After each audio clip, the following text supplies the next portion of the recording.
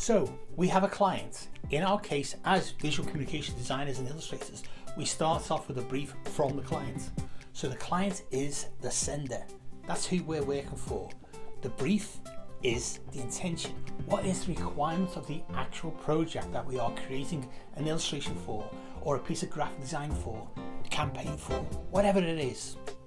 What needs to be communicated, which is the message. How do we communicate that? Well, the graphic design, illustration, whatever we are commissioned to do, we have two different semiotic theories which have different ways of approaching how semiotics effectively works to actually help enhance your visual communication. What I will do in these videos is unpack how designers and illustrators can apply Charles Sanders Peirce's theory of semiosis.